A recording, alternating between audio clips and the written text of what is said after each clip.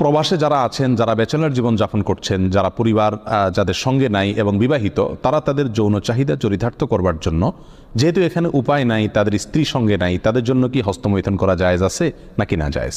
কোরআনে কারিমে আল্লাহ সুবহানাহু ওয়া তাআলা বলেছেন, ওয়াল্লাযীনা হুম লিফুরুজিহিম হাফিজুন ইল্লা আলা আজওয়াজিহিম আও মা মালাকাত আইমানুহুম ফাইন্নাহুম গায়রু মালুমিন ওয়া ফামান ইবতাগা ওয়ারাআ যালিক ফাউলাইকা হুমুল আদুন। তিনটি আয়াত আল্লাহ তাআলা বলেছেন, কৃতদাসী এবং নিজের স্ত্রী, এই দুই শ্রেণী ছাড়া, এই দুটি ক্ষেত্র ছাড়া অন্য কোনো জায়গা যাদের লজ্জাস্থানকে তারা ব্যবহার করে না, সেই সমস্ত লোকেরা সফল মুমিন, তারা সার্থক মুমিন।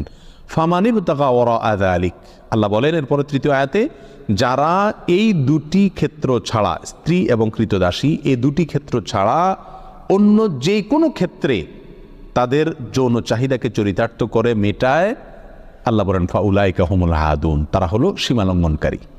তাহলে এই আয়াতের আলোকে পরিষ্কারভাবে একজন মুমিনের জন্য হস্তমৈথুন করার কোনো অধিকার, কোনো সুযোগ, কোনো অনুমতি ইসলামী শরীয়তে নাই। এটা হারাম এবং কবিরা গুনাহসমূহের মধ্যে থেকে একটি।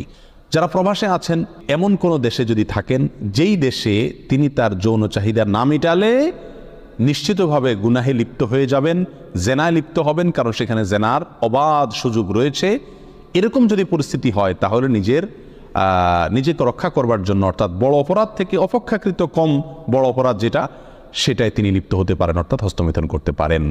এটা কোনো ওলামা ইকরামের মত। অবশ্য অন্য ওলামা ইকরাম বলেছেন সর্বাবস্থায় হস্তমৈথুন করা কি হারাম। এই জন্য প্রবাসে যারা আছেন তাদের উচিত এই অপরাধ থেকে বেঁচে থাকা।